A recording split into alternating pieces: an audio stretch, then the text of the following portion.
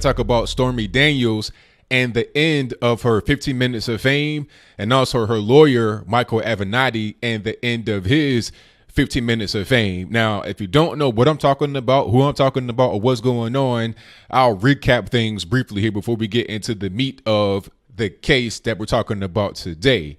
Stormy Daniels obviously has been in the news for quite a long time, maybe a couple of years now, speaking about her alleged affair with Donald Trump that was supposed to have happened right after Melania Trump gave birth to Barron Trump, which was right around 11 to 12 years ago.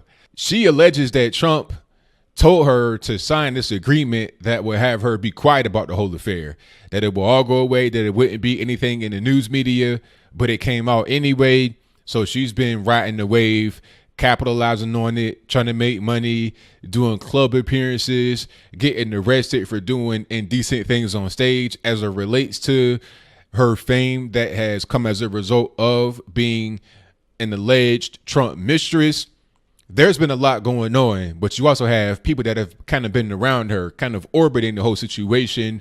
Most notably, the lawyer, Michael Avenatti. He has been trying to get his own fame on.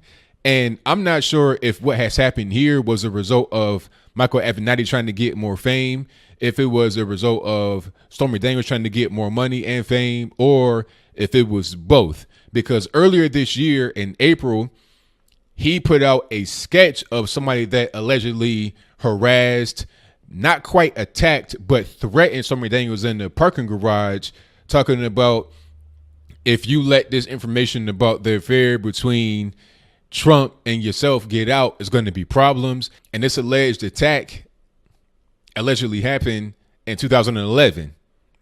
But the sketch, when you look at the sketch next to Stormy Daniels' ex-boyfriend, they look the exact same. It's like she took a picture of the ex-boyfriend, gave it to a sketch artist and said, draw him, and that's going to be the sketch of my alleged attacker. Now, Trump put a tweet out there right when Avenatti released the sketch or shortly thereafter, and I'll place that on the screen before you. And in this tweet, he's basically saying, look, come on, this is a con job. This guy doesn't exist. It's that and the third. As a result of that tweet, Stormy Daniels and her lawyer, Michael Avenatti, launched a lawsuit talking about defamation of character.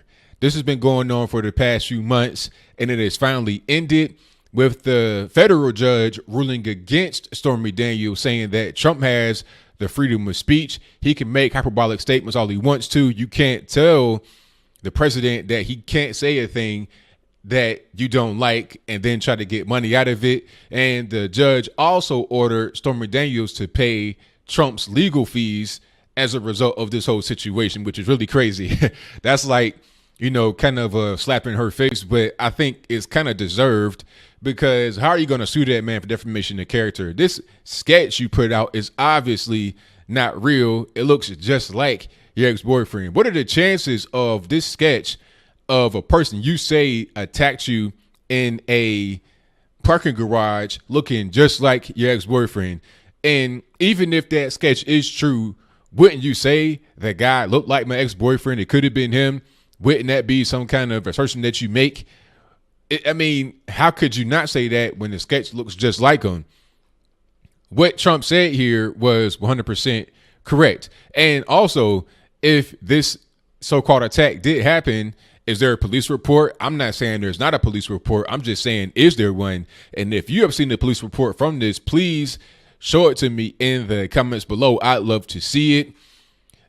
All I really see from these people that have come out against Trump and other people, your Brett Kavanaughs, etc., they're trying to get money, they're trying to get fame, or they're trying to run some kind of political interference. That's all they're doing, because this is nothing other than that. Michael Avenatti is trying to be the president in 2020. He has a direct interest in trying to see the current president be brought down in his credibility. He has an interest in trying to see the president lose money, lose visibility, or whatever the case may be. It should be a conflict of interest for him to even be involved with the case. He should recuse himself, but you know what? A lawyer like this who's trying to get 15 minutes of fame, he's trying to get more jobs, he's trying to just promote himself. He's not going to relinquish that momentum that he has right now. it's really unfortunate that our politics in this country has come down to such cheap tricks and things like that, but it is what it is. It'd be interesting to see if this has a successful appeal, because obviously the lawyer Avenatti has filed an appeal, but I don't think it's going to go anywhere. When you have a federal judge that rules on the thing and they're talking about the First Amendment, the Constitution, there's not going to really be anybody that tries to come on the back of that in an appellate court and overturn it. It'd be crazy if we went all the way to the big court, but I don't think that's the case. You're talking about a really petty matter that should not have gone this far. Honestly, this should be more of a Judge Judy type situation, maybe even Judge Mathis.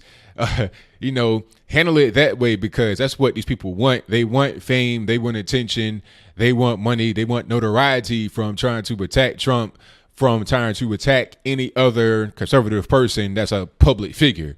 So I'll leave that there.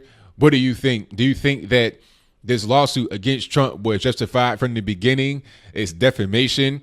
And when you're looking at the sketch of the individual that Michael Avenatti put out earlier this year, juxtaposed right next to Stormy Daniel's ex-boyfriend, do they appear to be the same person? That's what it looks like to me.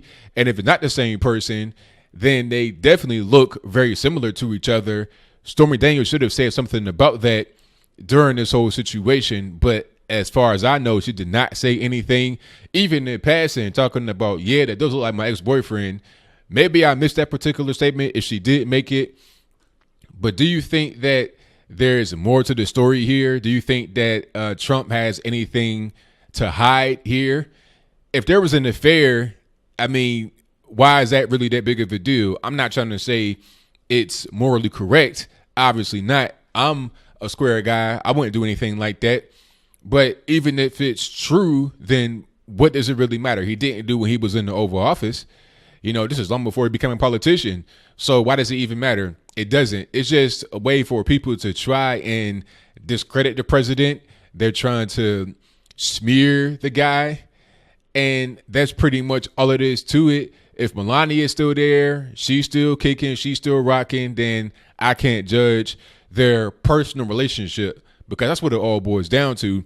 If it's an affair that happened, allegedly, that is really between Trump and his wife, not to us on the outside, in my humble opinion. But whatever your comments are, please let me know in the comments below.